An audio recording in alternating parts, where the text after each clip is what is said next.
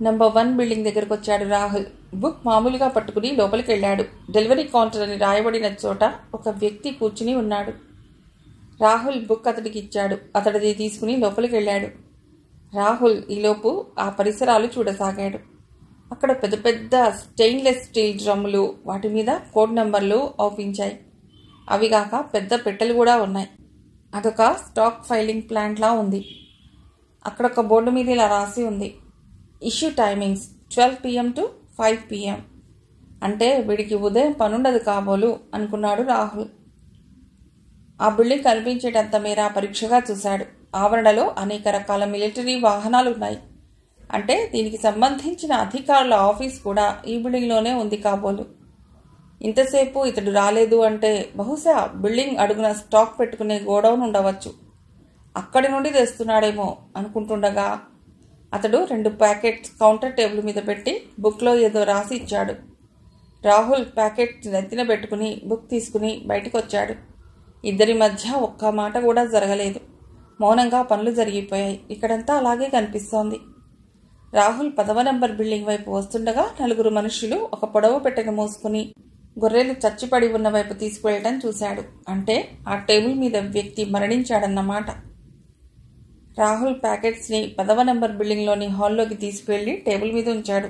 అక్కడ చీఫ్ ఆలోచిస్తూ కుర్చీలో చేరగిలబడి కూర్చున్నాడు. మిగతా 4 అతడికి ఎదురుగా కూర్చుని ఫైల్స్లో ఏమిటో రాసుకుంటున్నారు. రాహుల్ అక్కడ నిలబడి ఉండడం గమనించి వెళ్ళిపోమ్మన్నట్లు చెయ్యి ఊపాడు ఒక బ్లాక్ ప్లేట్ వ్యక్తి. రాహుల్ అతి మెల్లిగా అడుగులు వేస్తూ బయటికి వస్తున్నాడు. కేవలం 10 సెకండ్స్లోనే ఈ గ్యాస్ మనిషిని చంపేస్తుందన్న విషయం రుజువైంది అన్నాడు చీఫ్. అయితే ఇది మోస్ట్ యూస్ఫుల్ సార్ అన్నది మరొక గొంతు. రాహుల్కి ఈ మాటలు వినిపించాయి. వీళ్ళు మనుషులా, నరరూప రాక్షసులా అనుకున్నాడు. సరిగ్గా సమయం 5 కావస్తోంది. నైట్ వ్యాన్ వచ్చేసింది. ఉదయం వచ్చిన వారంతా బయటికి వచ్చేశారు. 4 వైట్ క్యాప్స్లో. ఒకడు తగ్గాడు. అంటే ఈ వైట్ క్యాప్స్ వాలంటీర్సా, పట్టుకొచ్చిన వాళ్ళ? ఒకసారి పరిగెత్తుకెళ్ళి ఆ చనిపోయిన వ్యక్తిని చూడాలనిపించింది, కానీ అవకాశం లేదు. రెహమా, తలుపులు వేసి తాళాలు వేసిరా, వెళ్ళిపోదాం అన్నాడు తాళం చెవుల గుత్తి రాహుల్కిస్తూ గార్డ్. రాహుల్ లోపలికి వచ్చాడు. అతడి మనస్సు విపరీతమైన ఎగ్జైట్మెంట్కి లోనవుతోంది. తలుపులు వేస్తుంటే అక్కడ హాల్కి వెనక్గా ఉన్న గదిలో టేబుల్ మీద ఫైల్స్ అతడిని ఆకర్షించాయి. ఒక్క సెకండ్ కూడా వృధా చేయక ఆ ఫైల్స్ చూడసాగాడు. లేథల్ ఏజెంట్స్ అనే పేరుతో 5-6 ఫైల్స్ ఉన్నాయి. నర్వ్ గ్యాసెస్ అనే పేరుతో 4 ఫైళ్లు ఉన్నాయి. హెరాసింగ్ ఏజెంట్స్ అనే పేరుతో 8 ఫైళ్లు ఉన్నాయి. ఇన్కెపాసిటేటింగ్ ఏజెంట్స్ అనే పేరుతో 6 ఫైళ్లు కనిపించాయి. స్థూలంగా ఆ బిల్డింగ్లో జరుగుతున్న పని రాహుల్కి అర్థమైంది. ఈ మందులని కేవలం పరీక్షార్థం ప్రయోగిస్తారు, కానీ వీటి స్టాక్ అంతా నంబర్ 1 బిల్డింగ్లోనే ఉన్నట్లుంది. ఎవరో వస్తున్న అలికిడై గబగబా మిగతా తలుపులు వేసి బయటకొచ్చి తాళం వేశాడు. అప్పటికే ఏం చేస్తున్నావు ఇంతసేపు లోపల అంటూ గార్డు మెట్లెక్కి లోపలికి వస్తున్నాడు. తాళాలు అతడికిచ్చి సెక్యూరిటీ ఆఫీస్ వైపు నడక సాగించాడు రాహుల్. ఆ రోజు కూలీ 15 రూపాయలు చేతిలో పెట్టి సంతకం తీసుకున్నాడు క్లర్క్. రోజుకో బిల్డింగ్ దగ్గర డ్యూటీ వేస్తున్నాను రాహుల్కి. 6వ రోజు డ్యూటీ బిల్డింగ్ నంబర్ 4లో పడింది. ఇది మిగతా బిల్డింగ్ల కన్నా కొద్దిగా పెద్ద ఆవరణలో ఉంది. దీని ప్రత్యేకత ఏమిటంటే ఇక్కడ పనిచేసే స్టాఫ్ రాత్రింబవళ్లు ఇక్కడే ఉండేందుకు వీలుగా ఉండటానికి గదులు, వసతులు అమర్చబడి ఉన్నాయి. రాహుల్ 9 గంటలకు వెళ్లేటప్పటికే బిల్డింగ్ గార్డ్ జేబు దగ్గర వేలాడుతున్న బ్యాడ్జి చూసి, తొందరగా వెళ్ళి గదులు క్లీన్ చేయి అంటూ తను కూడా రాహుల్తో లోపలికి వచ్చాడు. అన్ని చోట్లలాగానే ఈ గార్డు కూడా తను మూగవాణ్ణి, చెవిటివాణ్ణి అని చెప్పుకున్నాడు ముందుగానే రాహుల్. వ్యాక్యూమ్ క్లీనర్ని క్లీన్ చేయవలసిన పెద్ద హాల్ని చూపించాడు గార్డ్. అది చాలా పెద్దగా ఉండి ఎయిర్ కండిషన్డ్ చేయబడిన గది. పట్టపగలు కూడా కటిక చీకటిగా ఉంది. లోపల చిన్న చిన్న డిమ్ లైట్స్ మాత్రం వెలుగుతున్నాయి. అక్కడున్న పెద్ద ఎగ్జామినేషన్ టేబుల్ లాంటి దాని మీద 2 ఫ్లడ్ లైట్స్ ఫిట్ చేశారు. అక్కడే గాజు పాత్రల్లో గోధుమ రంగులో, తెల్ల రంగులో, గులాబీ రంగులో ఏవో పదార్థాలు ఉన్నట్లు కనిపిస్తున్నాయి. హాల్ మట్టుకు క్లీన్ చేయి, ఆ కనిపిస్తున్న గదుల్లోకి వెళ్ళవద్దు అని సైగలతోనే చెప్పి అక్కడే నిలబడ్డాడు గార్డ్. హాల్ ఉడ్చసాగాడు రాహుల్. హాల్లో ఉన్న అల్మరాలో పెద్ద గాజు సీసాలున్నాయి. వాటిల్లో నీరు లాంటి ద్రవాలున్నాయి. వాటికి సన్నటి గాజు ట్యూబ్లు కనెక్ట్ చేయబడి ఉండి అవి ఎటుపోతున్నాయో తెలియటం లేదు. బాగా పరిశీలించి చూడటానికి వీలు లేకుండా గార్డ్ అక్కడే నిలబడి ఉన్నాడు. ఆ హాల్కి ఎడమ వైపుగా 3 గదులున్నాయి. ఎంతో పరిశుభ్రంగా ఉంచబడిన ఆ గదుల్లో ఒక్కొక్క బెడ్. ఆ బెడ్ మీద ఒక వ్యక్తి పడుకుని ఉన్నాడు. వాళ్ళ చుట్టూ కొన్ని ఎక్విప్మెంట్స్, మెషిన్స్ ఉన్నాయి. గ్లాస్ డోర్స్ కావటం చేత ఊడుస్తూనే పరిశీలిస్తున్నాడు రాహుల్. చివరి గదిలో ఉన్న వ్యక్తి తనలో తానేదో మాట్లాడుకుంటున్నాడు. మాటలు వినపట్టం లేదు కానీ పెదవులు వేగంగా కదులుతున్నాయి. మరొక గదిలో అతడు తీవ్రమైన అస్వస్థత ఉన్నట్లుగా కనిపిస్తుంటే 3వ గదిలోని మనిషికి వంటి మీద ఎముకలు తప్ప మరేమీ లేదు. అవి చూసిన రాహుల్కి ఇది బయోలాజికల్ వార్ఫేర్ ఎక్స్పెరిమెంట్స్ కావచ్చేమో అనిపించింది. అయితే ఆ అల్మరాల్లో గాజు సీసాల్లో ఉన్నవి అతి ప్రమాదకరమైన జెమ్స్ కావచ్చు. తలుచుకోగానే వాళ్ళ దగ్గరగా వెళ్ళి ఆదుకోవాలన్నంత ఆవేశం కలిగింది. అతి ప్రయత్నం మీద అణుచుకున్నాడు. వ్యాక్యూమ్ క్లీనర్ని మూల ఉంచి బయటికి వచ్చాడు. గార్డు తోటకి నీళ్లు పెట్టమంటే పైపు తీసుకుని గార్డెన్కి వెళ్ళిపోయాడు. 1 గంట గడిచాక 15-20 మంది గోధుమ రంగు కోట్లు ధరించిన వాళ్ళు అక్కడే ఉన్న క్వార్టర్స్ నుండి ఈ బిల్డింగ్ వైపు రాసాగారు. మరో 2 గంటలు గడిచాక గార్డు లోపలికి రమ్మని సైగ చేసి పిలిచాడు. రాహుల్ గ్లాస్ డోర్ తీసుకుని లోపలికి వెళ్ళగానే గోధుమ రంగు ధరించిన 3 వ్యక్తులు ఇందాక తను చూసిన తనలోనే మాట్లాడుకుంటున్న వ్యక్తిని పరిశీలిస్తున్నారు. అతడు హాహాకారాలు చేస్తున్నాడు, ఎగురుతున్నాడు బాధతో. గ్లాస్ డోర్ బయట నుండి గోధుమ రంగు కోట్లు ధరించిన 3 వ్యక్తులు పరిశీలిస్తుంటే మరొకతను వీడియో రికార్డులో అదంతా రికార్డ్ చేస్తున్నాడు. ఇంతలో ఒకడు తన దగ్గరగా రావటంతో ఏమిటన్నట్లు చూశాడు రాహుల్. అతడు ఒక కాగితం చేతికిచ్చి సైగ చేసి బిల్డింగ్ నెంబర్ 1లో ఇది చూపించి వాళ్ళిచ్చినవి పట్టుకురా అన్నట్లు సైగలతో చెప్పాడు. ఆ కాగితంలో ఏవో కోడ్ నెంబర్లు ఉన్నాయి. అది తెలుసుకోవటం అసాధ్యం అనిపించింది అతడికి. రాహుల్ నెంబర్ 1 బిల్డింగ్కి వెళ్ళి కౌంటర్లో ఆ కాగితం ఇచ్చాడు. అక్కడి స్టోర్ కీపర్ లోపలికి వెళ్ళి 4 స్టీల్ డబ్బాలు ఎవరితోనో పట్టించుకుని వచ్చి రాహుల్ చేతికి ఇచ్చాడు.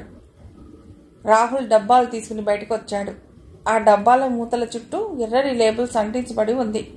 దానిమీద అతి సన్నని అక్షరాలతో పాస్ట్రెల్లా అని రాయబడి ఉంది. మరొక డబ్బా మీద జెంగ్యూ అని, ఇంకొక దాని మీద క్యూఎఫ్ అని, 4వ దాని మీద వైట్ మోరెలా అని ప్రింట్ చేయబడి ఉంది. అవి కూడా విదేశాల నుండి వచ్చినవే. తనకు తెలిసినంత వరకు పాస్ట్రెల్లా పేగు వ్యాధిని, డెంగ్యూ మనుషుల్ని చాలా కాలం అసక్తుల్ని చేయగల బ్రేక్ బోన్ ఫీవర్ కలిగిస్తుంది.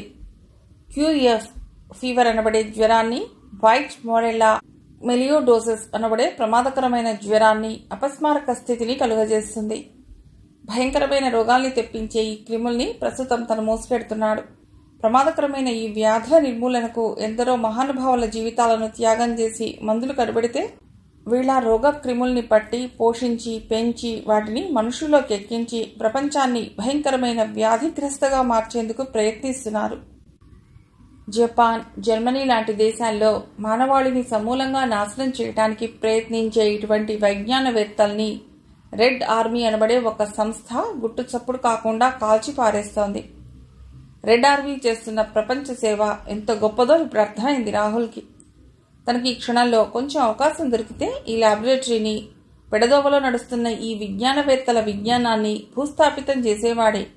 కానీ ఆ అవకాశం కూడా ఎక్కడా కనిపించడం లేదు అనుకుంటూ బిల్డింగ్లోకి వెళ్ళాడు.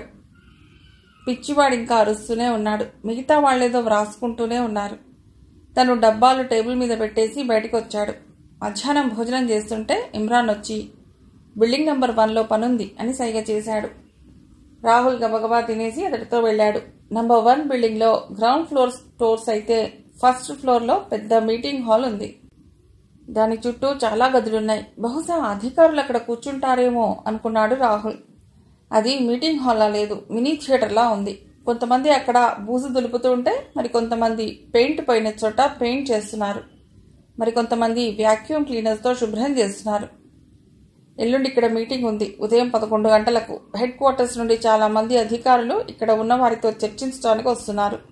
అందుకని ఇవన్నీ చాలా శుభ్రంగా ఉంచాలి. నువ్వు ఈ కుర్చీని శుభ్రంగా తుడిచి వరుసగా వేయి అన్నాడు ఇమ్రాన్ రాహుల్తో సైగలతో చెప్తూ.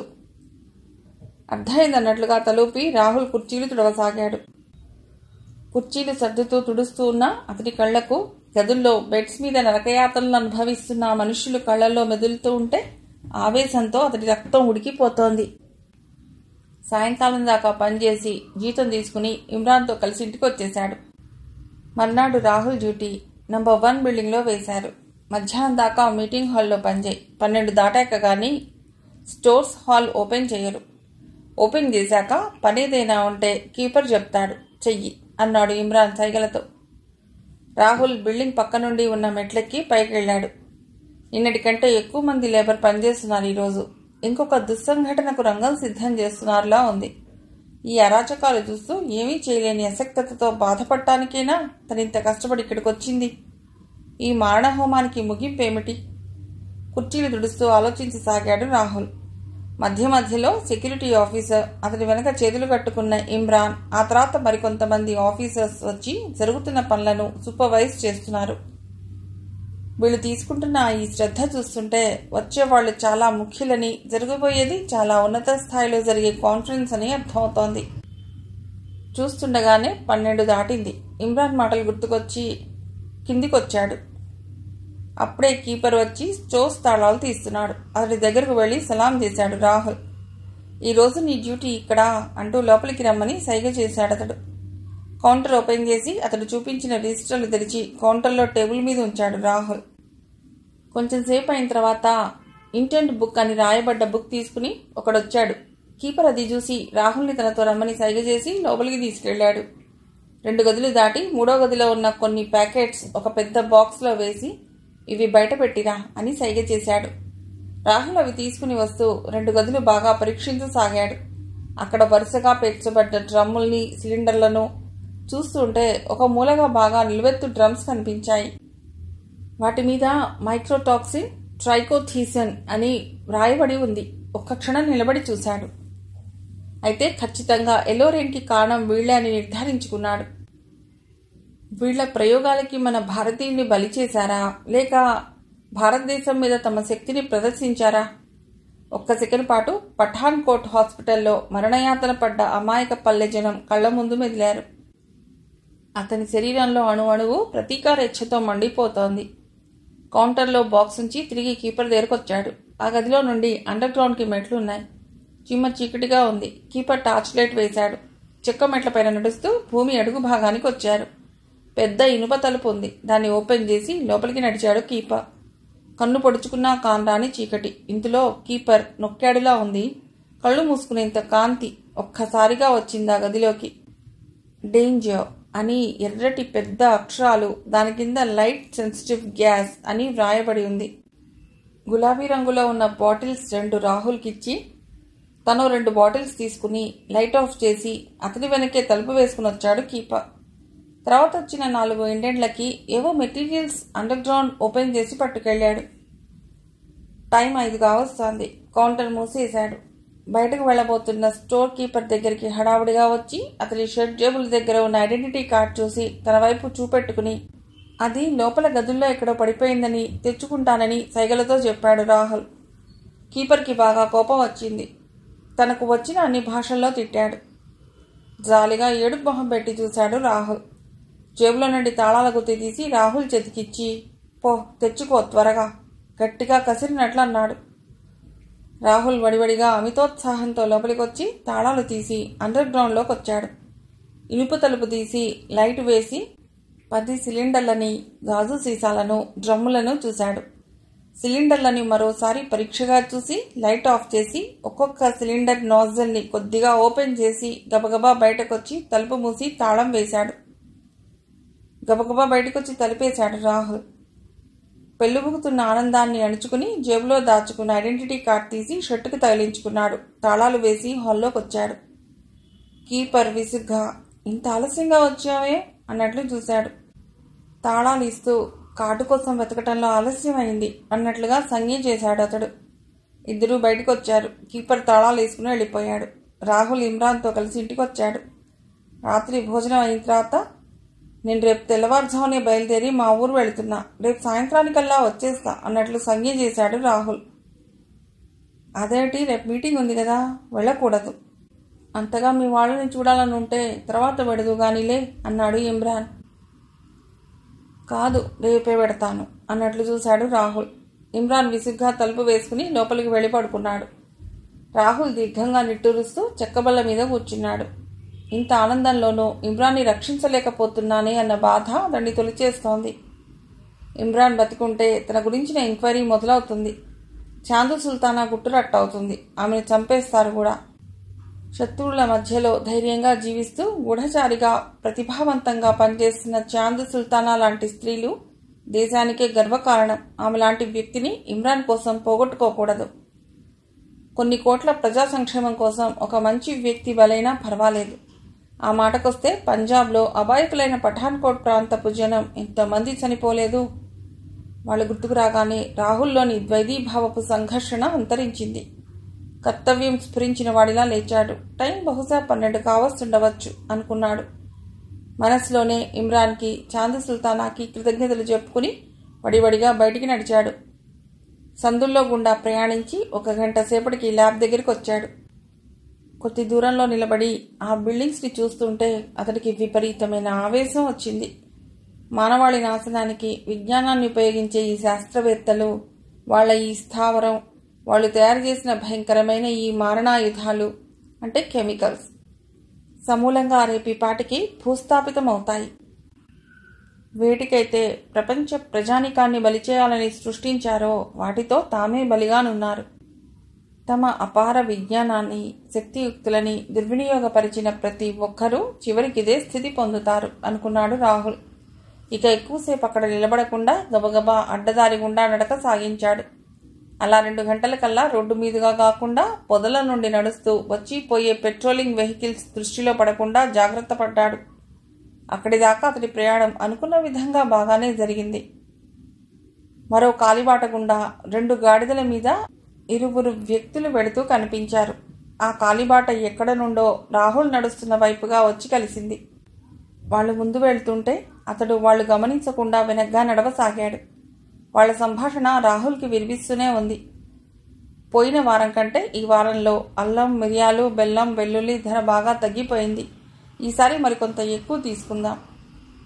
అవును, తక్కువ రేటుకు ఎక్కువ సరుకుని నిల్వ చేసుకున్నామంటే గిరాకీ బాగా ఉన్నప్పుడు అమ్ముకుంటే లాభం బాగా వస్తుంది. గట్టిగా మాట్లాడకు, పెట్రోలింగ్ వ్యాన్ వస్తోంది. వాళ్ళు బొదిగి చెట్లను అడ్డం చేసుకుంటూ ప్రయాణం సాగిస్తున్నారు. వారిని స్మగ్లర్స్గా గుర్తించాడు రాహుల్. సరిహద్దుల్లో స్మగ్లింగ్ బాగా జరుగుతోంది. పాకిస్తాన్ నుండి చాలామంది వ్యాపారస్తులు మన దేశంలోని మసాలా దినుసులకి చాలా ఖరీదు పెట్టి కొనుక్కుంటుంటారు. ఇవి అక్కడ పండకపోవడమే వీటి గిరాకీకి కారణం. వీళ్ళిద్దరూ అలా కొనుక్కోవడానికి పెడుతున్నట్లుంది. స్మగ్లర్లకి వేరే రూట్లు ఉంటాయి. వీళ్ళని అనుసరిస్తే తను తేలిగ్గా బార్డర్ చేరుకోవచ్చు అనుకుంటూ వాళ్ళకెలాంటి అనుమానం రాకుండా అనుసరించసాగాడు రాహుల్.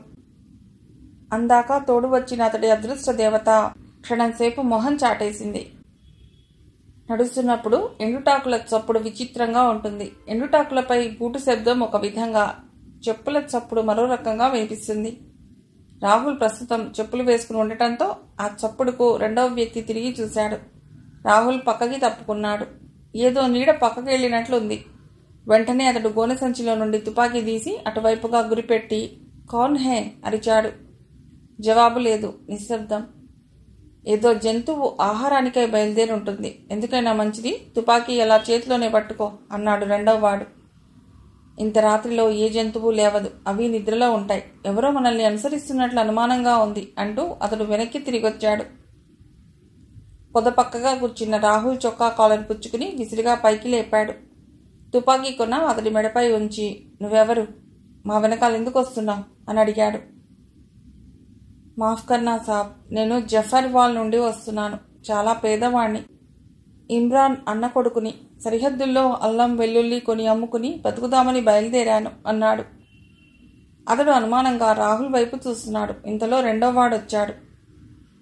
ఏమిటి, వీడెవడు? జఫర్వాల్ నుండి వస్తున్నట్ట అల్లం కొనటానికి. రెండవ వ్యక్తి రోడ్డు వైపు దృష్టి సారించి మొదటివాడి వైపు తిరిగి, వీడు మన ప్రాంతపు వాడిలాగానే ఉన్నాడు. కొట్టకు, వీడు అరిచాడంటే పెట్రోలింగ్ గార్డ్స్ మనల్ని పట్టుకుంటారు. మన దగ్గర ఉన్న కాస్త డబ్బు లాక్కుని తన్ని గెంటేస్తారు. వీడి మనతోనే తీసిపోదాం పదా అన్నాడు. ఒక్క క్షణం ఆలోచించి, సరే నడు మాతో, పిచ్చి పిచ్చి వేషాలేసావా కాల్చి పారేస్తాను జాగ్రత్త బెదిరించాడతడు. రాహుల్ వంగి వంగి సలాములు చేశాడు.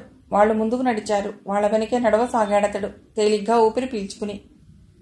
అనవసరంగా ఆఖరి క్షణంలో గొడవ పెట్టుకోదలుచుకోలేదతడు. ఎంత నిశ్శబ్దంగా ఈ దేశంలో అడుగుపెట్టాడో అంత కామ్గా బయటపడాలి, అది అతడి ధ్యేయం. సుజీత్పూర్ రెజిమెంట్ దాటారు. బోర్డర్లోకి వచ్చేసరికి సరిగ్గా 4 అయింది. వచ్చేశాడు తను. ఇండియా భూభాగంలో అడుగుపెట్టబోతున్నాడు. అటు పాకిస్తాన్కి ఇటు ఇండియాకి మధ్య 700-800 ఫీట్ల ఖాళీ జాగా ఉంది. ఏ అర్ధరాత్రో అటు ఇటు నడక సాగిస్తారు. ఇండియా బోర్డర్లో ఉన్న కుగ్రామం. అసలు దాన్ని గ్రామం అని అనేందుకు కూడా లేదు. ఓ 20-30 గుడిసెలున్నాయక్కడ. ఎర్రరాతితో కట్టబడి పైన రెల్లుగడ్డి కప్పబడ్డాయి. గొర్రెలు గేదెలు ప్రతి ఇంటా ఉన్నట్లుంది. అప్పటికే అక్కడికి కొంతమంది కొనుగోలుగా వచ్చారు. రాహుల్ అతడితో వచ్చిన 2 వ్యక్తులు తమ గాడిదలను ఒక గుడిసె వైపు లాక్కెళ్లారు. ఇక్కడ స్మగ్లింగ్ సోల్జర్స్కి తెలిసే ఉండవచ్చు అనుకున్నాడు రాహుల్.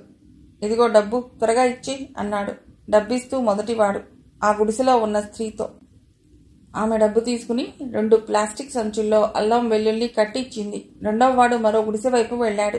రాహుల్ ఇద్దరిని గమనిస్తూ పక్కకి తప్పుకుని అక్కడి వ్యాపారాలను గమనించసాగాడు. ఒక గుడిసె నీడలో కూర్చున్నాడు. ఇంతలో 4 వ్యక్తులు గుర్రాలపై వచ్చారు. వస్తూనే వాళ్ళు గుర్రాలపై నుండి దూకి ఎదురుగా ఉన్న ఇంట్లోకి వెళ్లారు. 2 క్షణాల్లో ఆ ఇంట్లోంచి ఆడవాళ్ల అరుపులు కేకలు వినిపించాయి. ఇదే మంచి సమయం, పారిపో రాహుల్, కొద్ది దూరంలో ఇండియన్ రెజిమెంట్ ఉంది, వెళ్ళిపో అక్కడికి, సురక్షితంగా ఢిల్లీ వెళ్ళిపోవచ్చు అని అంతరాత్మ హెచ్చరించసాగింది. కానీ రాహుల్ అడుగు ముందుకు పడలేదు. మరుక్షణంలో ఆ ఇంట్లో నుండి 2 ఆడపిల్లల్ని చేతుల మీదుగా వేసుకుని తీసుకువస్తున్నారు 2. మరో 2 ఇంట్లో ఉన్న గొర్రెలు 4 కాళ్లు కట్టి తీసుకొస్తున్నారు. ఆడపిల్లలు గింజుకుంటూ ఏడుస్తుంటే వాళ్ళు నవ్వుతూ బూతులతో మరింత బాధిస్తున్నారు. రాహుల్ ఒంట్లో రక్తం ఉడికెత్తిపోతోంది. అసహాయులైన ఆడపిల్లల మీదన దౌర్జన్యం. కోపంగా అడుగు ముందుకు వేశాడు. ఆగు, ఇప్పటిదాకా జాగ్రత్తగా నడుపుకొచ్చిన ఈ బృహత్తరమైన కార్యం చివరి క్షణంలో ధ్వంసం చేస్తున్నాం. ఇప్పుడు వాళ్లలోకి వెళ్ళావా నీ గుట్టు బయటపడ్డమే గాక సరిహద్దుల్లో గొడవలు వస్తాయి. ఇవి ఇక్కడ అతిమామూలుగా జరిగే పనులు. అనవసర విషయాల్లో జోక్యం చేసుకోకు, వెనక్కి తిరిగి వెళ్ళిపో అని అంతరాత్మ ఆపుతున్నా వినక రయ్యిన ఆ వైపుకు పరిగెత్తాడు రాహుల్. ఒక్క ఎగురుతో రాహుల్ గుర్రంపై ఉరికాడు. గుర్రంపై ఆ అమ్మాయిని అడ్డంగా పడేసుకుని ముందుకు నడిపించబోతున్న ఆ వ్యక్తి అదాటుగా కింద పడ్డాడు. రాహుల్ గుర్రం డొక్కలో తన్నగానే అది ముందు కాళ్ళెత్తి పెద్దగా అరుస్తూ పిచ్చి పట్టిన దానిలా ఎదుటి వాళ్ల మీదకి లంఘించింది. 2వ పిల్లలు తీసుకువెళ్లబోయే అతడు ఆ దెబ్బకి కింద పడ్డాడు. మరుక్షణంలోనే తుపాకులు గర్జించాయి. రాహుల్ గుర్రాన్ని వాళ్ల మీద నుండి పోనిచ్చాడు. ఒక్క క్షణకాలం అతడెక్కిన గుర్రం విష్ణు చక్రంలా తిరిగింది. వాళ్ళనది అయోమయంలో పడేసింది. ఎటువైపుకి కాలుస్తోంది వాళ్ళకే అర్థం కావటం లేదు. కనురెప్ప పాటు వేగంతో గుర్రాన్ని తిప్పుతూ వాళ్ళని చిందరవందర చేశాడు రాహుల్. కింద పడ్డ ఆడపిల్లలు లేచి ఇంటివైపు పరిగెత్తారు. గుడిసెల్లో వాళ్ళు తలుపులు మూసుకున్నారు. అరే, వీడు మనతో వచ్చిన వాడు కదూ ఆశ్చర్యంగా అన్నాడు మొదటి వ్యక్తి. అవును, మరి వీడు మన వాళ్ళని కొడుతున్నాడేమిటి ఆశ్చర్యపోయాడు 2వ వ్యక్తి. తుపాకీ గుండు తగిలిన రాహుల్ ఎక్కిన గుర్రం పెద్దగా సకిలిస్తూ కింద పడిపోయింది. రాహుల్ అల్లంత దూరంలో పడ్డాడు. ఆ పట్టం అతడి ఒక చెక్క పెట్టె మీద పడ్డాడు. అది ముక్కలైపోయింది. ఆ ముక్కల్ని చేతపట్టుకుని ఇళ్ల చాటుకి పరిగెత్తాడు. ఆ చీకట్లో వాళ్ళతడి కోసం గాలించసాగారు. జోలీ మాలిన పనికి పెడితే జరిగిందేమిటో తెలిసిందా? వాళ్ళు 4 16 మంది అయ్యారిప్పుడు. ఒక్కడివి. ఆ 16 మందితో తలపడు. ఎవ్వడూ నీకు సాయం రారిక్కడ, అనుభవించు. చిరాగ్గా కోపంగా అంటున్న అంతరాత్మని లెక్కించకుండా చేతిలోని చెక్క ముక్క ఒక్కొక్కటి గురిచూసి విసురుతూ ఆ ప్రదేశాన్ని విడిచిపెట్టసాగాడు రాహుల్. విసిరిన ప్రతి ముక్క ఒక్కొక్కడికి కడతకి సూటిగా తగలసాగింది. ఇదొక రకమైన గేమ్. దీని గురించి చదివాడే గాని ప్లే చేసే అవకాశం ఎప్పుడూ రాలేదు. అడవుల్లో మొండిగా తప్పించుకునే జంతువుల్ని వేటగాళ్లు ఈ చెక్క ముక్కలతో గురిపెట్టి విసిరి పడగొట్టేవాళ్లు. వాటి కొనలకు పదునైన ఇనుప ములుకులు గుచ్చేవారు. ఆ ములుకులు దిగబడి ఎంతపాటి జంతువైనా నేలగూలేది. ఇప్పుడు ఈ చెక్క ముక్కల చివరన మేకులున్నాయి. అవి విసిరే ఒడుపుని బట్టి ఎదుటి వ్యక్తిని గాయపరుస్తున్నాయి. ప్రస్తుతానికి వాటికంటే ఆత్మరక్షణ ఆయుధం అతడి దగ్గర మరేదీ లేదు. అందుకని అవే ఉపయోగించసాగాడు. అవి అయిపోయాయి. చాటు చేసుకోను గుడిసె కూడా లేదు. ఇది దాటితే తను వాళ్ళ మధ్యన ఉన్నట్లే. ఏదైతే అది కానిమ్మని ఇళ్ల మధ్యలోకి వచ్చి నిలబడ్డాడు రాహుల్. దెబ్బలు తిని పడిపోగా మిగిలిన 7 అతన్ని చుట్టుముట్టారు. ఆ 7 దెబ్బతిన్న పులుల్లా ఉన్నారు. ఆ సిచ్యుయేషన్ని, పొజిషన్ని సరిగ్గా చూసుకున్నాడు రాహుల్. వాళ్ళు 7 ఒక్కసారిగా అతడి మీద పడాలని వస్తున్నారు. దగ్గరగా రానిచ్చి జంప్ చేసి పక్కనున్న గుడిసె మీదకి ఎగిరి నిలబడ్డాడు. ఆ ఊపుకి, బరువుకి బొంగులు దూలాలు పటపటా విరిగాయి. అక్కడి నుండి ఒక్కసారిగా వాళ్ళ మీదికి లంఘించాడు. చెల్లా చెదురుగా పడ్డ వాళ్ళని లేపి కొట్టసాగాడు. ఒక్క దెబ్బకి ఒక్కొక్కడిని స్పృహ తప్పేలా చేస్తున్నాడు. చివరికి మిగిలిన ఒక్కడిని ఎత్తి గిరగిరా దిప్పి పడవేచి రాబోతున్న వాళ్ళ మీదికి విసిరేశాడు. లేవబోతున్న వాళ్ళు, వస్తున్న వాళ్ళు కూడా బరువు మీద పట్టంతో మళ్లీ కింద పడిపోయారు. ఇద్దరేసిని కలిపి ఒక్కో గుర్రానికి కట్టాడు. కాస్త ఓపిక ఉన్నవాళ్లు లేచి పరిగెత్తారు చీకట్లోకి. గుర్రాల డొక్కల్లో తన్నేసరికి అవి వెనుదిరిగి చూడకుండా పరిగెత్తాయి. అంతా నిశ్శబ్దంగా మారిపోయింది వాతావరణం. ఒక్క క్షణం చుట్టూరా చూశాడు రాహుల్. కనుచూపు మేరలో ఎవరూ కనిపించలేదు. నుదుటి మీద నుండి కారుతున్న రక్తాన్ని తుడుచుకుంటుంటే మిలిటరీ ట్రక్ ఒకటి వచ్చి పక్కనే ఆగింది. బిలబిలా సోల్జర్స్ అందులో నుండి దిగి రాహుల్ని చుట్టుముట్టారు. ఎవరు నువ్వు? ఇక్కడేం చేస్తున్నావు? ఫైరింగ్ జరిగిందెందుకు? కెప్టెన్ గద్దించి అడుగుతున్నాడు. అతడలా అడుగుతుంటే పాకిస్తాన్ బార్డర్లోకి చీమల్లా వచ్చి నిలబడ్డారు పాక్ సైనికులు. దూరంగా భారత్ భూభాగంలో ఏదో అల్లరి జరిగిందని తెలుస్తోంది. కాల్పులు జరిపి గుర్రాలు తమ భూభాగంలో రావటం గమనించి నవ్వుతున్నారు. బైనాక్లర్స్తో చూడసాగాడు. వారి కమాండర్ మిలిటరీ ట్రక్లో ఎవరినో ఎక్కించుకుని వెళ్ళిపోవటం చూసి గురిపెట్టిన తుపాకులను కిందికి దించమని చెప్పాడు కమాండర్. అప్పుడు సమయం 5 దాటింది. చలికాలం కావటంతో చీకటి తెరలింకా విడివడలేదు. BSF రెజిమెంట్కి తెచ్చారు రాహుల్ని. ఎవరు నువ్వు? నిజం చెప్పు. పాక్ గూఢచారివి గదు? మళ్లీ రెట్టించి గన్ బ్యారెల్తో అతడిని డొక్కలో పొడుస్తూ అడిగాడు కెప్టెన్. రాహుల్ గన్ని అవతలకి నెడుతూ, మీ కమాండర్ ఎక్కడా? అతడితో మాట్లాడతాను అన్నాడు. కమాండర్తో మాట్లాడతావా?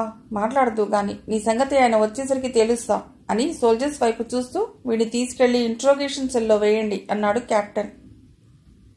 నన్ను వదలండి, నాకు అర్జెంటు పనులున్నాయి. మీ కమాండర్ని ఒకసారి పిలవండి. నేనెవరో తెలిసాక మీరు చాలా బాధపడతారు. ఆ తర్వాత మీ ఇష్టం అన్నాడు రాహుల్.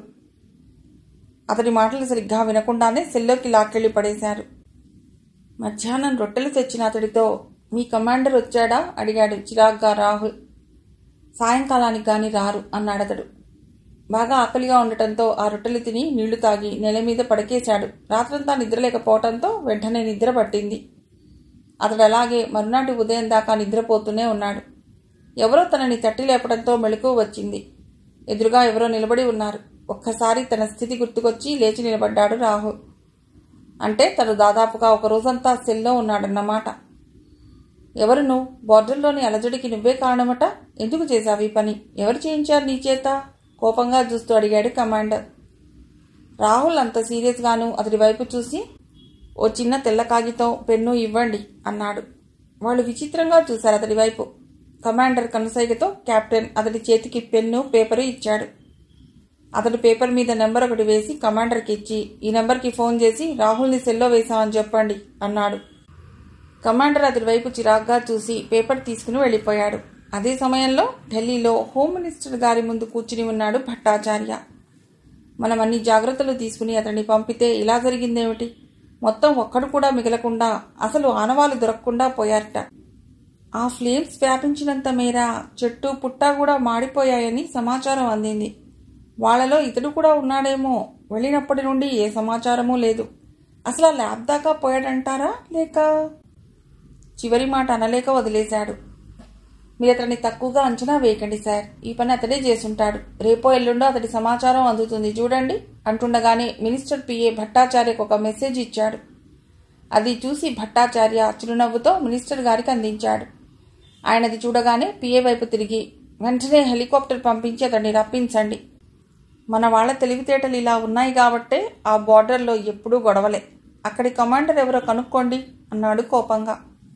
బార్డర్లో రెజిమెంట్లో 3 నిమిషాల తర్వాత గంటు పెట్టుకున్న మొహంతో గబగబా రాహుల్ దగ్గరికి వచ్చి, sorry sir, very very sorry అని అటెన్షన్లో నిలబడి శాల్యూట్ చేశాడు కమాండర్. మిగతా వాళ్ళంతా ఆశ్చర్యపోయారు. రండి, నా రూమ్కి వెడదాం. ఇంకొక అరగంటలో హెలికాప్టర్ వస్తుంది, వెడదులు గాని అన్నాడు. రాహుల్ అతన్ని అనుసరించాడు.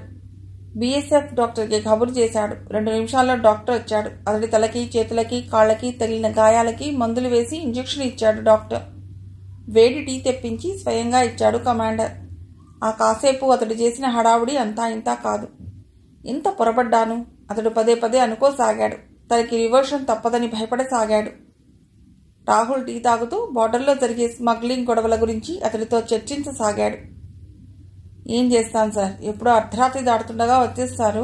ఈ వ్యాపారాలు మానుకోండి అంటే మానరు. అసలు ఈ బార్డర్స్లో అటు ఇటు తిరిగే వాళ్ళంతా బంధువులే, అన్నదమ్ముల పిల్లలే, అటు ఇటు అయి ఉంటారు. వాళ్లే పోట్లాడేసుకుంటారు, మళ్ళీ కలుస్తుంటారు.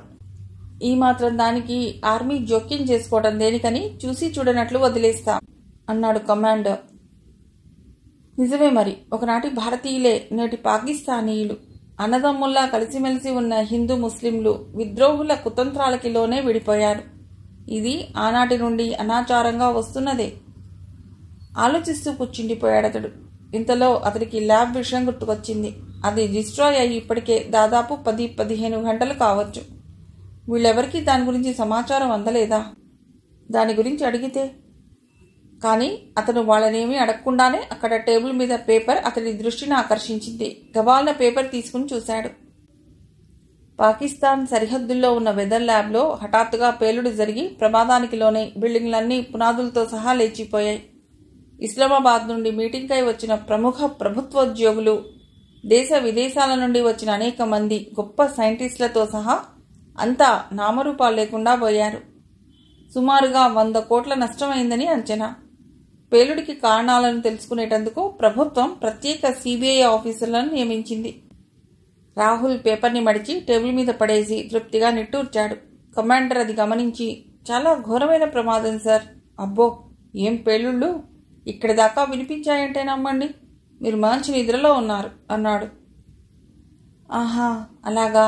అదేదో గొప్ప వినదగ్గ విషయం కాదన్నట్లుగా తేల్చేశాడు రాహుల్. దాని గురించి గొప్పగా చెప్పాలనుకున్న కమాండర్ నిరాశపడ్డాడు. ఇంతలో హెలికాప్టర్ వచ్చేసింది. రాహుల్ కుర్చీలో నుండి లేచి కమాండర్కి షేక్ హ్యాండ్ ఇచ్చాడు. మరోమారు క్షమాపణ చెప్పుకున్నాడు కమాండర్. రాహుల్ అతడి భుజం తట్టి వెళ్ళిపోయాడు. హెలికాప్టర్ ఎక్కాడు. గంటలో అతడు భట్టాచార్య ముందున్నాడు. ఆయన ఆప్యాయంగా అతడి భుజం చుట్టూ చేయి వేసి, I'm proud of you Rahul అన్నాడు ఆనందంగా. థ్యాంక్ యూ సార్, వినయంగా అన్నాడు రాహుల్. అక్కడ విషయాలు వివరంగా చెప్పాడు రాహుల్. మళ్ళీ అలాంటి ల్యాబ్ ఓపెన్ చేయడానికి కనీసం 10-15 సంవత్సరాలు పడుతుంది సార్ వాళ్ళకి. అక్కడ తయారయ్యే కెమికల్స్ రిలీజ్ చేశాడంటే మనం ఊహించలేని రోగాలతో జనం బాధలు పడి మరణిస్తారు. కానీ అలాంటి ల్యాబ్స్ ఇంకా ఉన్నాయేమోనని నా అనుమానం అన్నాడు రాహుల్. సరేలే, వాటి విషయం తర్వాత ఎంక్వైరీ చేద్దాం. అక్కడి వివరాలతో ఒక రిపోర్ట్ తయారు చేయి. హోమ్ మినిస్టర్కి, డిఫెన్స్ మినిస్టర్కి అందజేయాలి. అలాగే సార్. వెళ్ళి విశ్రాంతి తీసుకో, తర్వాత వివరంగా మాట్లాడుకుందాం అన్నాడు భట్టాచార్య. ఆయన కళ్లల్లో రాహుల్ సాధించిన విజయానికి గర్వం, ఆనందం తళుక్కుమంటున్నాయి. భట్టాచార్య కారులో ఇంటికొచ్చేశాడు రాహుల్. 4 రోజుల తర్వాత రాహుల్ రిపోర్ట్ తీసుకుని భట్టాచార్య దగ్గరికి వచ్చాడు. ఆయన రాహుల్ కోసం ఎదురు చూస్తున్నట్లుగా చాలా అసహనంగా అటు ఇటు తిరుగుతున్నాడు. గుడ్ మార్నింగ్ సార్ అంటూ లోపలికి వచ్చాడు రాహుల్. ఆయన విష్ చేయకుండా ఆ రోజుటి పేపర్ని రాహుల్కి ఇచ్చి, ఫస్ట్ పేజీలో బాక్స్లో ఉన్న ఆ న్యూస్ ఐటమ్ చూడు అని అన్నాడు. రాహుల్ పేపర్ని తీసుకుని చూశాడు. అక్కడ రుత్విక్ ₹1,00,000 బహుమానం. కొన్ని నెలల క్రితం జరిగిన వాతావరణ కాలుష్య నివారణ సెమినార్లోని దేశీయ, విదేశీయ ప్రముఖుల్ని కాపాడి తన ఉనికి తెలియపరచకుండా వెళ్లిన మనిషి Shri Ruthvik peace lovers foundation అధిపతుల్ని కలుసుకున్నారు. వీరికి త్వరలో ఒక బ్రహ్మాండమైన బహిరంగ సభలో ₹1,00,000 బహుమానంతో పీస్ లవర్స్ ఫౌండేషన్ మెమోని ఈ సంస్థ అధ్యక్షులు ఆచార్య సజనీష్ అందజేస్తారు. రుత్విక్ ఎవరు? ఆశ్చర్యంగా అడిగాడు భట్టాచార్య. ఒక క్షణం ఆలోచనగా పేపర్ వైపు చూస్తూ, బహుశా నన్ను పట్టుకోవటానికి శత్రువుల ప్లాన్ అయ్యుండవచ్చు. ఇటువంటి ట్రిక్స్ మనం క్రైమ్స్ ఇన్వెస్టిగేషన్లో కూడా చేస్తూ ఉంటాం. ఏ టెర్రరిస్టో, స్మగ్లరో గవర్నమెంట్కు లొంగిపోయినట్లుగా ప్రకటన ఇస్తారు. ఆ పరిస్థితుల్లో ప్రభుత్వ నిఘా తన మీద లేదనుకుని అసలు మనిషి స్వేచ్ఛగా తిరిగేందుకు ప్రయత్నిస్తారు. ఆ సమయంలో పోలీసులు పొంచి ఉండి వాణ్ణి పట్టుకుంటారు. నా అనుమానం వాళ్ళు అలాంటి ట్రిక్స్ ఏదో నాపై ప్లే చేస్తున్నట్లుంది. ఇది కేవలం ప్లే అయితే పర్వాలేదు, ఇప్పటిదాకా నీ ఉనికి ఎవరికీ తెలియదు. ఇలాగే ఉండిపోయి నీకు అప్పగించిన పనులు పూర్తి చేయి. అంతేగాని శత్రువుల మధ్యకు డైరెక్ట్గా వెళ్లకు. అలా మూర్ఖపు సాహసాలతోనే నీ ముందు వాళ్ళంతా బలైపోయారు. నిన్ను అనుక్షణం హెచ్చరిస్తోందందుకే అన్నాడు భట్టాచార్య. అలాగే సార్, నేను జాగ్రత్తగానే ఉంటాను అంటూ సీల్డ్ కవర్ ఒకటి భట్టాచార్యకిస్తూ, ఇది నా ఇన్వెస్టిగేషన్ రిపోర్ట్ సార్ అన్నాడు. భట్టాచార్య కవర్ తీసుకుని డ్రాయర్లో పెట్టి తాళం వేశాడు. సార్, నేను ఎల్లుండి ఆగ్రా వెడుతున్నాను అన్నాడు రాహుల్. దేనికన్నట్లు చూశాడు భట్టాచార్య. నేను నిన్న స్వీయని కలిశాను. వాడియా అనే మనిషి గురించి కొన్ని ఆసక్తికరమైన విషయాలు చెప్పింది. వాడియా? అతడెవరు? టిబెట్లోని ఒక కోటీశ్వరుడు. భారతదేశంలోని పెద్ద క్షేత్రాలను దర్శించడానికి తరచూ వస్తుంటాడు. పెద్ద పీఠాలకి బాగా విరాళాలు ఇస్తుంటాడట. అనేక మంది ప్రముఖ భారతీయులతో పరిచయాలున్నాయట. ఓ రోజు క్రెసెంట్ మూన్లో అడ్మిరల్ డిసోజాతో చూశాం మనం. గుర్తు తెచ్చుకోండి అన్నాడు రాహుల్. భట్టాచార్య క్షణంసేపు కళ్ళు మూసి, అవును గుర్తున్నాడు అన్నాడు. అతడి వ్యాపారాలేమిటి అడిగాడు భట్టాచార్య. ఏముంది, కలప నుండి కాంతా కాంచనాల దాకా. ఆహా, అయితే ఇక్కడ అతడి మద్దతుదారులెందరో? అదే ఎల్లుండి నేను తెలుసుకోబోయేది. కానీ ఇతడు వ్యాపారాలు చేస్తోంది, ఇక్కడ బస చేస్తోంది, ఏదో ప్రత్యేకమైన కార్యసాధన కోసం అంటోంది స్వీయ. అతడిక్కడ ఉన్నప్పుడు అస్సాంలోని మికీ హిల్స్ నుండి తరచూ టెలిఫోన్ వస్తుందిట. ప్రాజెక్టు బ్రహ్మపుత్ర పేరు ఎక్కువగా వస్తుందిట. వాడియాకి మికీ హిల్స్కి సంబంధం ఏమిటి? ప్రాజెక్టు బ్రహ్మపుత్ర ఏమిటి? ఇవి తెలుసుకోవాలి. అయితే ఆగ్రాకి పోవటం దేనికి? ఆగ్రాలో సర్క్యూట్ హౌస్లో ఎల్లుండి వాడియా కొంతమందికి పార్టీ ఇస్తున్నాడు. ఎవరెవరికి ఇతడితో సంబంధ బాంధవ్యాలు ఎంతలో ఉందో తెలుసుకోవచ్చు. అందుకని ఆగ్రా స్వీయతో పెడుతున్నాను. సర్క్యూట్ హౌస్లో స్యూట్ బుక్ చేయించనా? నో సార్, నేను మరో విధంగా వెళ్ళదలుచుకున్నాను. అయితే నీకు అక్కడ ఏదైనా అవసరపడితే sub area commander major general Dilip సింగ్ను కలు. నేను మిమ్మల్ని ఫ్యామిలీ ఫ్రెండ్స్గా చెప్పి టెలెక్స్ పంపుతాను. నువ్వు కలిస్తే అతడు నీకు కావలసిన సాయం చేస్తారు అన్నాడు భట్టాచార్య. థ్యాంక్ యూ సార్, నేను ఆగ్రా నుండి రాగానే కలుస్తాను అన్నాడు రాహుల్. నువ్వు వచ్చేసరికి నేను ఆ ప్రాజెక్టు బ్రహ్మపుత్ర గురించి ఎంక్వైరీ చేస్తాను. సరే సార్ అని రాహుల్ బయటకొచ్చాడు. రెండవ రోజు మధ్యాహ్నం 1 గంట దాటింది. ఢిల్లీ నుండి ఆగ్రా వెళ్లే సిమెంట్ రోడ్డు మీద నల్లని అంబాసిడర్ కారులో 2 విదేశీ టూరిస్టులు కారు వెనక సీట్లో కూర్చుని పరిసరాల సౌందర్యాన్ని తిలకిస్తున్నారు. మధురా బైపాస్ రోడ్డు మీద తిన్నగా ఆగ్రాకు వెళ్లి యమునా ఒడ్డున ప్రయాణికుల రద్దీకి దూరంగా అధునాతనంగా కనబడ్డ సర్క్యూట్ హౌస్ ముందాగింది కారు. వెనక కూర్చున్న మనిషి డ్రైవర్కి ఒక కవర్ ఇస్తూ, దీన్ని సర్క్యూట్ హౌస్ మేనేజర్కి ఇవ్వు అన్నాడు ఇంగ్లీష్లో. డ్రైవర్ కవర్ తీసుకుని లోపలికి వెళ్ళాడు. మీకు అసలు స్టేజీ ఎక్స్పీరియన్స్ లేదు అన్నాడు విదేశీ వాడిలా ఉన్న రాహుల్. ఎందుకు అన్నట్లు చిరుకోపంగా చూసింది విదేశీ వనితలా ఉన్న స్వీయ. మనం నటిస్తున్న పాత్రలు ఒక విదేశీ భార్యాభర్తలవి. మీరలా దూరంగా ఆలోచిస్తున్నట్లు కూర్చుంటే డ్రైవర్కి అనుమానం రాదు? అయితే ఏం చేయమంటారు ఇప్పుడు? అసహనంగా అడిగింది స్వీయ. బుద్ధి తక్కువ ఒప్పుకున్నాను కదా అనుకుంటోంది ఆమె మనస్సులో. కరుగ్గా కొట్టినట్లుగా మాట్లాడే ఈ అమ్మాయి ఇప్పటికీ చిక్కింది కదా అన్నట్లు అల్లరిగా నవ్వుతున్నాయి రాహుల్ కళ్ళు. ఏం చేయక్కర్లేదు కానీ దగ్గరగా కూర్చోండి చాలు అన్నాడు రాహుల్. కొంచెం దగ్గరగా జరిగింది స్వీయ. డ్రైవర్ కవర్ తీసుకుని సర్క్యూట్ హౌస్ మేనేజర్కి ఇచ్చాడు. కవర్లోని విషయం చదివి ఐటీడీసీ కోటాలో నుండి ఒక సూట్ ఇమ్మని అకౌంటెంట్కి వ్రాసి పంపాడు మేనేజర్. యూనిఫామ్ వేసుకున్న 2 వ్యక్తులతో డ్రైవర్ బయటికి రావటం గమనించి రాహుల్ స్వీయాని దగ్గరగా లాక్కున్నాడు. ఏమిటది అన్నట్లు కోపంగా అనబోయి స్వీయ డ్రైవర్ని చూసి సిగ్గుపడుతున్నట్లుగా తనను చుట్టుకున్న రాహుల్ చేతిని తొలగించింది. డ్రైవర్ డోర్ తెరిచాడు. అతడు దిగి ఆమెకు చెయ్యందించాడు. అతడి చేతిని అందుకుని కార్ దిగింది స్వీయ. యూనిఫామ్లో ఉన్న సర్క్యూట్ హౌస్ బాయ్స్ వారి సామాన్లు రిసెప్షన్లో పెట్టారు. అకౌంటెంట్ టూరిస్టుల బిల్ రాస్తున్నాడు. స్వీయని చూడగానే అతడు లేచి నిలబడ్డాడు. అక్కడి రిజర్వేషన్ చార్ట్ని యథాలాపంగా చూసినట్లు చూసినా అతడికి కావలసిన సమాచారం దొరికింది రాహుల్కి. డబ్బెంత కట్టాలో చెప్పాడు అకౌంటెంట్. స్వీయ తన హ్యాండ్ బ్యాగ్లో నుండి డబ్బు తీసింది. అతడు రిసీట్ ఇస్తూ స్ట్రీట్ నెంబర్ 4 మ్యామ్ అన్నాడు. ఎటెళ్ళాలి? ఇంగ్లీష్లో అడిగింది. నేను చూపిస్తాను రండి మ్యామ్ అంటూ బాయ్స్ వారి సామాన్లు తీసుకుని ముందుకు నడిచారు. బాయ్ కౌంటర్లో తీసుకున్న కీ జేబులో నుండి తీసి స్యూట్ ఓపెన్ చేసి సామాన్లు లోపల పెట్టాడు. స్యూట్ చాలా అల్ట్రా మోడర్న్గా ఏ దేశస్థులకైనా నచ్చే విధంగా ఉంది. స్పియా రాహుల్ వైపు చూసింది. అంతా సవ్యంగా అనుకున్నట్లుగానే ఉంది అన్నట్లుగా కళ్ళతోనే సంజ్ఞ చేశాడు అతడు. ఆమె గబగబా ముందు బాత్రూంకి వెళ్ళింది. వెంటనే కోపంగా తిరిగొస్తూ ఇక్కడ వాటర్ రావటం లేదు అంది. రాహుల్ వెంటనే మేనేజర్కి ఫోన్ చేసి మరో స్వీట్ ఇవ్వండి, ఇక్కడ వాటర్ రావటం లేదు అన్నాడు కోపంగా. నేను వస్తున్నాను సార్ అంటూ ఫోన్ పెట్టేసి గబగబా వచ్చాడు మేనేజర్. మేనేజర్ లోపలికి రాగానే స్వియా ఇంగ్లీష్లో ఎడాపెడా గుక్క తిప్పుకోకుండా అరిచేసింది. నేను ఇప్పుడు అర్జెంటుగా బాత్రూంకి వెళ్ళాలి, మాకు ఇంకో స్యూట్ అర్జెంటుగా అలాట్ చేయండి అంది. మేనేజర్ ఆమె ధాటికి హడలిపోయి చేతులు జోడించి sorry ma'am, sorry for the inconvenience, మరో స్యూట్ ఖాళీగా లేదు. ఈ పక్కనే నెంబర్ 5 రిజర్వ్ చేయబడినా వాళ్ళు ఇంకా రాలేదు, కాబట్టి మీరు కొద్దిసేపు యూజ్ చేసుకోవచ్చు.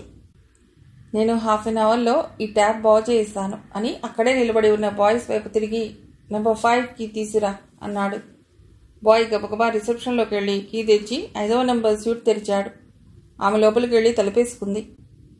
రాహుల్ మేనేజర్కి థ్యాంక్స్ చెప్పాడు. మరోసారి తమ వలన కలిగిన అసౌకర్యానికి క్షమాపణ చెప్పి ట్యాప్ బాగు చేసే వాళ్ళని పిలిపించడానికని గబగబా వెళ్ళిపోయాడు మేనేజర్. 10 నిమిషాల తర్వాత ఆమె చాలా రిలాక్సింగ్గా ఫీల్ అవుతూ బయటకు వచ్చింది. బాయ్ ఆ స్యూట్ తాళం వేసి నిలబడ్డాడు. మీకేం కావాలి అడిగాడు. ప్రస్తుతానికి నువ్వు వెళ్ళిపోవటమే కావాల్సింది అన్నాడు రాహుల్ నవ్వుతూ. బాయ్ అర్థమైందన్నట్లుగా నవ్వుకుంటూ వెళ్ళిపోయాడు. రాహుల్ తలుపు తీసి స్యూట్ అంగుళం అంగుళం పరీక్షించాడు. అనుమానించదగ్గ పరికరాలేవీ అక్కడ కనిపించలేదు. వచ్చి స్వీయ పక్కనే సోఫాలో కూర్చుంటూ చాలా లోగొంతుకతో వాడియా లాంటి వ్యక్తి ఇక్కడ మీటింగ్ ఏర్పాటు చేస్తున్నాడంటే ఇక్కడి మనుషుల్ని అతడు డబ్బుతో కొనేసి ఉండాలి. కాబట్టి మనం చాలా జాగ్రత్తగా ప్రవర్తించాలి. అందుకే స్యూట్ అంతా పరిశీలించాను. పర్వాలేదు, మనం ఫ్రీగా మాట్లాడుకోవచ్చు. మీరేమిటి ఫ్రీగా లేరు? ఇందాకటి నా ప్రవర్తనతో నొప్పించానా? సారీ. నటించేటప్పుడు పాత్రకు అనుగుణంగా ఉండాలి కదా అని వాచి వైపు చూసి ఇంకా మన ఫ్రెండ్స్ రాలేదులా ఉంది, ఈలోగా మనం వెళ్ళి తాజ్ చూసొద్దాం రండి అని లేచాడు రాహుల్. స్వీయ అతడిని అనుసరించింది. సర్క్యూట్ హౌస్ అతి సమీపంలోనే ఉంది. తాజ్మహల్ ముందున్న గార్డెన్లో నుండి నడుచుకుంటూ వెళ్లారు. అబ్బా, ఎంత రద్దీగా ఉంది, ఎప్పుడు ఇలాగే ఉంటారా అడిగాడు రాహుల్. కానీ ఈరోజు ఇంకా ఎక్కువగా ఉంటారు, ఎందుకంటే ఈరోజు పౌర్ణమి కదా. టూరిస్టులు పౌర్ణమి నాటికి తాజ్కి చేరే విధంగా తమ ప్రోగ్రాం అరేంజ్ చేసుకుంటారు. ఈ వెన్నెల్లో యమునా తీరంలో తాజ్ సౌందర్యం ఇంకా ఇనుమడిస్తుంది. అతడి నుండి ఏ మాట లేకపోయేసరికి పక్కకు తిరిగి అతడి వైపు చూసింది స్వీయ. అతడు తననే పరీక్షగా చూస్తున్నాడు. తన మాటలంతగా వినపట్టలేదని గ్రహించి తల వంచుకుని తన వైపు చూసుకుంది. ఇటువంటి డ్రెస్తో బయటికి రావటం ఎలాగో అనిపించింది ఆమెకు. కానీ రాహుల్ ఈ డ్రెస్ చాలా బాగుంది అంటూ సెలెక్ట్ చేయడంతో వేసుకోక తప్పలేదు. మీ పాత్రకు అనుగుణంగా ఉండాలి మీ డ్రెస్ అన్నాడతడు. అందరూ తనని ఇలాగే చూస్తున్నారా? తలెత్తి చుట్టూరా చూసింది స్వీయ. ఆమెకి సమీపంలోని వాళ్ళు వచ్చిపోయేవాళ్ళు ఒకసారి వెనుదిరిగి మరీ ఆమెను చూస్తున్నారు.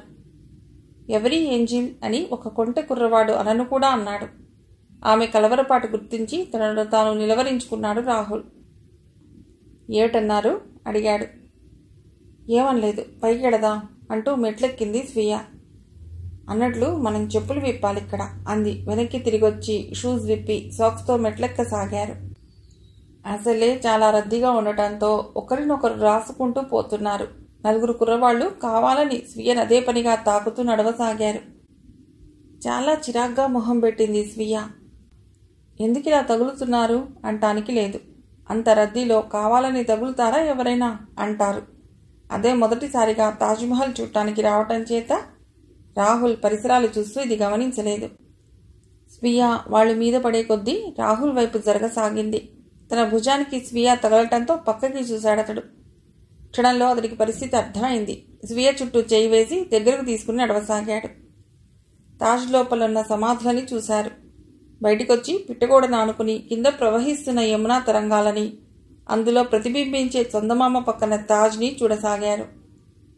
దాదాపు 400 సంవత్సరాల నాడు 3 కోట్ల రూపాయల వ్యయంతో కొన్ని వేల మంది కార్మికులు 6 నెలలు కష్టపడి రాత్రింబవళ్లు శ్రమించారు దీనికోసం.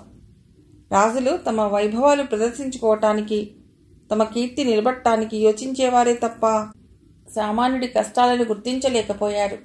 నాకెందుకో ఈ తాజ్ని చూస్తుంటే ఈ రాళ్లు మోసిన కూలీలే గుర్తుకొస్తున్నారు తప్ప ఈ సౌందర్యం ఆనందం కలిగించటం లేదు అన్నాడు భారంగా రాహుల్.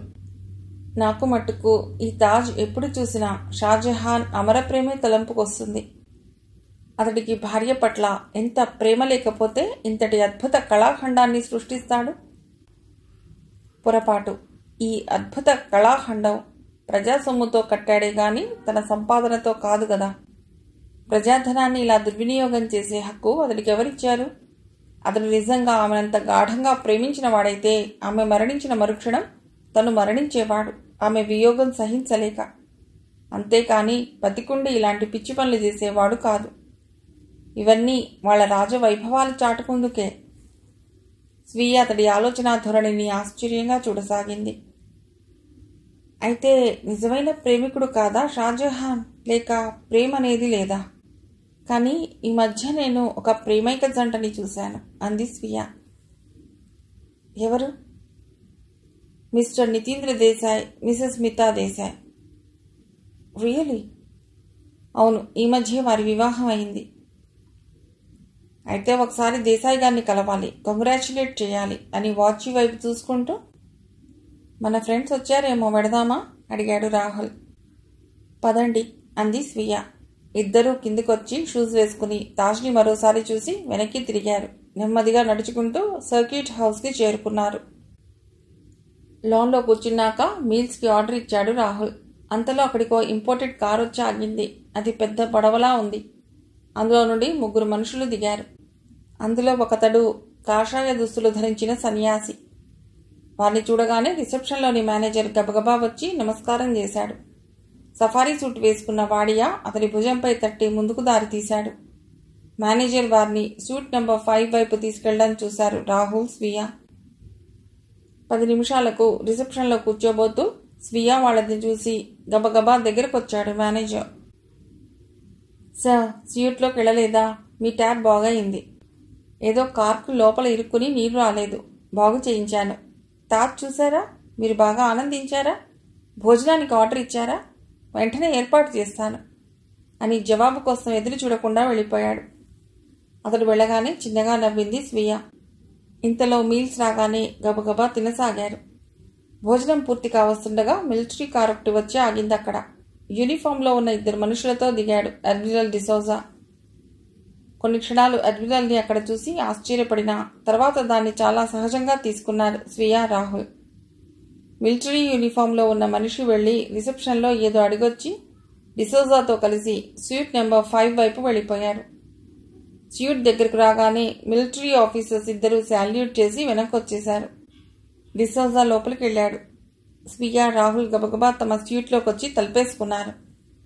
స్వీయ తన హ్యాండ్ బ్యాగ్లోని రిసీవర్ ఆన్ చేసి టేబుల్ మీద పెట్టింది. మాటలు వినిపించసాగాయి. సెల్ ఆపరేటెడ్ హైపర్ ట్రాన్స్మిటర్ బాగానే పనిచేస్తున్నట్లుంది, కరెక్ట్ స్పాట్లోనే పెట్టినట్లున్నారు అని ప్రశంసాపూర్వకంగా చూశాడు రాహుల్.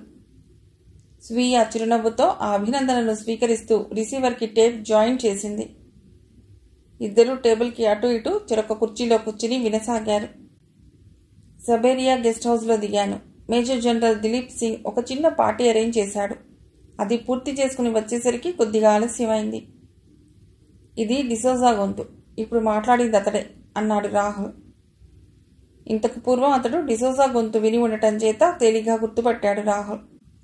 కొద్దిసేపు ఆగి టెలిఫోన్ చేద్దాం అనుకుంటున్నాను, మీరు వచ్చారా లేదా అని, కానీ డెలికేట్గా ఉంటుందని విరమించుకున్నాను. అది వాడియా గొంతు అంది స్వీయ. ఆచార్య సజ్జనీష్ మిమ్మల్ని కలవాలని ఎప్పటినుంచో అనుకుంటున్నారు. అది ఈరోజు ఇక్కడ నా ద్వారా కలగటం చాలా సంతోషంగా ఉంది అన్నాడు వాడియా. పీస్ లవ్ ఫౌండేషన్ అధ్యక్షుడిగా వీరి పేరు నేనెప్పటినుంచో వింటున్నాను. భారతదేశంలోనే కాక విదేశాల్లో కూడా పేరు ప్రఖ్యాతులున్న ఆచార్య సజనీష్ని కలుసుకోవాలని నాకెప్పటి నుంచో ఉంది. అది ఈరోజు కుదిరింది అన్నాడు డిసోజా. కుర్చీలో వెనక్కి వాలి కూర్చున్న రాహుల్ చటుక్కున సరిగ్గా కూర్చుని చాలా జాగ్రత్తగా వినసాగాడు. ఇంతలో గదిలోకి ఎవరో వచ్చిన చప్పుడు, గ్లాసుల చప్పుడు, కొద్దిసేపు నిశ్శబ్దం. సన్యాసితో సహీ అంతా సురాపానం చేస్తున్నట్లున్నది అంది నెమ్మదిగా స్వీయ. మూడవ గొంతు వినిపించింది. బహుశా అది సజనీష్ది కావచ్చు అనుకున్నారు ఇద్దరు. నాకు ఏ హోదాలు అవసరం లేదు. హోదాలు కాళ్ళకి సంకెళ్ల లాంటివి. అవి మనిషి స్వేచ్ఛకి పరిధులు గీస్తాయి. నేను స్వేచ్ఛానువర్తిని. స్వేచ్ఛగా నేను ప్రజల మధ్యకు పోయి వారి కష్టసుఖాలు తెలుసుకుంటాను. శాంతియాత్రలలో ప్రజల ముందు సౌభాతృత్వం పెంచటమే నా లక్ష్యం. గుజరాత్, అస్సాం, పంజాబ్ స్టేట్లలోకి అనేక సార్లు వెళ్లాను. నాకు చిరకాలంగా ఒక కోరిక ఉంది. ఈ సరిహద్దుల్లో ఉన్న దేశాల మధ్య సుహృద్భావం, సౌభ్రాతృత్వం, సదవగాహన ఏర్పరచాలని నా ఉద్దేశం. ఇది సానుకూల పడితే ఇక యుద్ధాలే ఉండవు. నేను ఇప్పటికీ కొన్ని దేశాల సరిహద్దు ప్రాంతాల్లో పర్యటించి వారి పరిస్థితుల్ని అవగాహన చేసుకున్నాను. కానీ ఆశ్చర్యం ఏమిటంటే మన భారతదేశపు సరిహద్దు ప్రాంతాలనే చూడటం పడలేదు. విదేశాల్లో కంటే మన దేశంలో ఈ విషయంలో కట్టుదిట్టాలు ఎక్కువ అనుకుంటాను అన్నాడు సజనీష్. అంత రిస్ట్రిక్షన్స్ ఏమీ లేవే. ముఖ్యంగా ఇప్పుడు యుద్ధ సమయం కాదు కాబట్టి ప్రభుత్వం చాలా నిబంధనలు సడలించింది. మీకు ఈ విషయంలో ఏదైనా సహాయం కావాలంటే నేను ప్రయత్నిస్తాను అన్నాడు డిసౌజా. ప్రస్తుతం మీరు సర్వీస్లో లేరు కదా, మీకు ఏదైనా ఇబ్బందులు ఉండవచ్చు నాకు సహాయం చేయటానికి అన్నాడు ఆచార్య సజనీష్. అబ్బే, అలాంటిదేం లేదు. నేను ఆర్మీ హెడ్ క్వార్టర్స్లో చాలా కాలం డైరెక్టర్ ఆఫ్ లాజిస్టిక్స్ సపోర్ట్గా వర్క్ చేశాను. ఆ సందర్భంగా నేను అనేక ఇతర విషయాలతో పాటు సైనికులను ఒక చోట నుండి మరొక చోటికి పంపడం, ఆయుధాల సరఫరా ఇత్యాదివన్నీ కూడా నా పర్యవేక్షణలో జరిగాయి. మీరు ఢిల్లీ వచ్చాక మీ శాంతియాత్ర ఏ రూట్లో ప్రయాణిస్తే బాగుంటుందో తెలియజేస్తాను అన్నాడు డిసోజా. చూడండి, ఇటీవలే అంటే 4 రోజుల కిందట పాక్ సరిహద్దుల్లో జరిగిన ఎక్స్ప్లోజన్ వల్ల ఎంతోమంది అమాయక పౌరులు బలయ్యారు. అక్కడికి వెళ్లి వారిని పరామర్శించి రావాలని ఉంది. చైనా బోర్డర్కి కూడా వెడతాను. అలా అయితే నేను రేపు ఉదయం 8:30 ప్రాంతంలో స్ట్రాటజిక్ క్యాన్వాయ్ మ్యాప్ పంపిస్తాను. దాంట్లో మీకు అన్ని వివరాలు ఉంటాయి. మధ్యలో ట్రూప్స్ ఉంటాయి. వాళ్ళు మిమ్మల్ని ఎంక్వైరీ చేస్తారు. కనుక మీరు peace lovers foundation identification documents ఏమైనా తీసుకెళ్ళండి. Thank you sir. రేపు మీరు ఆ మ్యాప్ పంపించండి. నేను రేపు మీరట్ వెళ్తున్నాను. అక్కడి నుండి బార్డర్స్కి ఎప్పుడు వెళ్లేది ప్లాన్ చేసుకుంటాను. కొద్ది రోజుల్లో మిమ్మల్ని ఢిల్లీలో కలుస్తాను అన్నాడు సజనీష్. గుడ్ నైట్ అన్న డిసోజా గొంతుతో తలుపు తీసిన చప్పుడు కూడా వినిపించింది. గుడ్ నైట్, నేను అందాక వస్తా పదండి అన్నాడు వాడియా. కొద్దిసేపు నిశ్శబ్దం. 5 నిమిషాల తర్వాత వాడియా లోపలికి వచ్చాడు. ఆచార్య పడుకున్నారా? వాడియా 3వ వ్యక్తిని అడిగాడు. అవును సార్ అన్నాడు అతడు. తర్వాత మళ్లీ నిశ్శబ్దం. రిసీవర్ ఆఫ్ చేసింది స్వీయ. రాహుల్ దీర్ఘంగా నిట్టూర్చి ఆలోచిస్తుండిపోయాడు. స్వీయ రిసీవర్ని బ్యాగ్లో పెట్టి బ్యాగ్ బెడ్రూమ్లోని తలగడ కింద పెట్టుకుంది. అతను ఎక్కడ పడుకుంటాడు? ఒక్క క్షణం ఆలోచించి తిండి తీసుకుని సోఫాలో వేసింది స్వీయ. రాహుల్ ఆ చప్పుడికి తల తిప్పి, మీరక్కడే పడుకోండి, సోఫాలో వద్దు, తలుపు కూడా వేసేసుకోండి అన్నాడు. స్వీయ చురుగ్గా అతడి వైపు చూసి, ఆ మాత్రం నమ్మకం లేకపోతే మీతో వచ్చేదాన్నే కాదు అంది గదిలోకెడుతూ. థ్యాంక్ యూ అన్నాడు రాహుల్ చిరునవ్వుతో. అతడు సూట్ కేసు నుండి పేపర్స్ తీసి చూసుకోసాగాడు. దాదాపు 2 గంటలు గడిచింది. పేపర్స్ మడిచి సూట్ కేసులో పెట్టి టైం చూసుకున్నాడు. 1 గంట కావస్తోంది. స్వీయ గదిలో లైట్ వెలుగుతోంది. పడుకోలేదా ఇంకా అనుకుంటూ గదిలోకి వెళ్ళాడతడు. స్వీయ గాఢ నిద్రలో ఉంది. ఒక్క క్షణం ఆమె వైపు చూస్తూ నిల్చుండిపోయాడు. తర్వాత కాళ్ల వైపుగా ఉన్న బ్లాంకెట్ తీసి కప్పాడు. లైట్ ఆఫ్ చేసి వచ్చి సోఫాలో పడుకున్నాడు. వెంటనే నిద్ర పట్టింది అతడికి. తెల్లవారి 7 గంటలకు కాఫీ తాగుతూ రిసీవర్ ఆన్ చేసి కూర్చున్నారు ఇద్దరు. ఒక అరగంట సేపు సాధారణ సంభాషణలే జరిగాయి. తర్వాత డిసోజా ఆర్మీలో బాగా పలుకుబడి పేరున్న వ్యక్తి, అనేక అవార్డ్స్ పొందిన సీనియర్ ఆఫీసర్ అన్నాడు వాడియా. అయితే పీస్ లవర్ ఫౌండేషన్కి నెక్స్ట్ సెక్రటరీగా డిసోజానే ఎన్నుకుంటే బాగుంటుంది. ఇటువంటి వ్యక్తులు మన సంస్థలో ఉండటం చాలా అవసరం అన్నాడు సజనీష్. ఎవరో లోపలికి వచ్చిన శబ్దం. Good morning sir, admiral D'Souza మీకు కవర్ ఇమ్మన్నారు అన్నారెవరో. థ్యాంక్ యూ అన్నాడు సజనీష్. ఆ వ్యక్తి వెళ్ళిపోయిన శబ్దం. 2 నిమిషాల తర్వాత కవర్ తెరిచి మ్యాప్ గురించి డిస్కస్ చేస్తున్నారు. అడ్మిరల్ చాలా తెలివైనవాడు. కేవలం ఒక్క స్కెచ్ పెన్తో వైట్ పేపర్ మీద రూట్స్ గీయించి పంపాడు. అంతేగాని వాళ్ళు వాడుకునే మ్యాప్ కాపీ పంపలేదు. చూసారా, చాలా జాగ్రత్తగా ఉంటాడు. అయితే ఇదేమీ ఉపయోగించరా? చిన్నగా నవ్విన శబ్దం. ఉపయోగించుకోవచ్చు అన్నాడు వాడియా. నేను స్నానం చేసొస్తాను అని సజనీష్ వెళ్ళిపోయినట్లుంది. ఈ మ్యాప్ చూసారా, ఈ రూట్లో ఉంది. ఈ రూట్స్ బాగా గుర్తుపెట్టుకోవాలి. ఒక కాపీ మీ దగ్గర ఎప్పుడు పెట్టుకోండి అన్నాడు వాడియా. అలాగే సార్. అవతల వ్యక్తి గొంతు. వింటున్న రాహుల్, స్వియా సందిగ్ధంలో పడ్డారు ఒక క్షణం. రూట్స్ గుర్తుపెట్టుకునేదేమిటి? నిజంగా ఇది శాంతియాత్ర కోసమేనా, లేక మరేదైనా ఆపరేషన్ తలబెట్టారా? తర్వాత మరీ సంభాషణ వినిపించలేదు రిసీవర్ నుండి. రిసీవర్ ఆఫ్ చేశారు. ఇక మనం బయలుదేరవచ్చు అన్నాడు రాహుల్. వాళ్ళు అంది స్వియా. వాళ్ళు ఇంకా కాసేపట్లో వెళ్ళిపోవచ్చు. వచ్చిన పని అయిపోయిందిగా అన్నాడు అతడు. బాయ్ని బిల్ తెమ్మని చెప్పాడు. బిల్ చెల్లించి స్వీయ కారులో తిరుగు ప్రయాణం కట్టాడు రాహుల్. ఆమెను ఇంటి దగ్గర దించి తన ఇంటికి వెళ్ళి డ్రెస్ చేంజ్ చేసుకుని హుటాహుటిన భట్టాచార్య దగ్గరకు వచ్చాడు. అప్పుడే ఇంటికి పోబోతున్న భట్టాచార్య రాహుల్ని చూసి ఆగాడు. జరిగింది క్లుప్తంగా చెప్పి టేప్ ఆన్ చేశాడు అతడు. అంతా విని దీర్ఘాలోచనలో పడ్డాడు భట్టాచార్య. డిసోజా ఇంత తెలివి తక్కువగా ఎలా ప్రవర్తించాడో ఆయనకు చాలా ఆశ్చర్యంగానూ, తాను విన్నది నిజమా అన్నంత అపనమ్మకంగానూ ఉంది. సార్, ఇప్పుడు ఒక పని చేస్తే బాగుంటుందని నా ఉద్దేశం. ఏటో చెప్పు. సరిహద్దుల్లో ఉన్న సెక్యూరిటీ స్టాఫ్ని అలర్ట్గా ఉండమని ఒక కాషన్ నోట్ పంపితే అన్నాడు. లదాఖ్ సమీపంలోని షామీర్ బ్రిడ్జ్ వైపు పెడుతున్నాయి కొన్ని మిలిటరీ ట్రక్లు. బ్రిడ్జ్ కిలోమీటర్ దూరంలో ఉండగా ఒక చదునైన ప్రదేశం చూసి ట్రక్స్ ఆగిపోయాయి. సివిల్ ఇంజనీరింగ్ సర్వీసెస్ వాళ్ళు గబగబా తాత్కాలికమైన టెంట్స్ వేశారు. తాము సురక్షితంగా షామీర్ వంతెనకు కిలోమీటర్ దూరంలో క్యాంపు వేశామని, రాత్రి నుండి బ్యాచీల వారీగా పెట్రోలింగ్ జరుపుతామని ఢిల్లీకి మెసేజ్ పంపించారు. ఒక్కసారి బ్రిడ్జ్ దాకా వెళ్లి చూసేద్దాం అన్నాడు మేజర్ రణ్ధీర్ సింగ్. అతని వెనుకే లెఫ్టినెంట్ కెప్టెన్ బయలుదేరారు. సుబేదార్, హవల్దార్ మరో 2 సోల్జర్స్ని తీసుకుని చుట్టుపక్కల ప్రాంతాలు గాలించారు. ఎక్కడా ఏ అనుమానమూ కలగలేదు. తృప్తిగా టెంట్స్కి తిరిగొచ్చారు. షామీర్ బ్రిడ్జ్ 2 కొండలకి మధ్యనున్న పెద్ద లోయను కవర్ చేస్తూ వేసింది.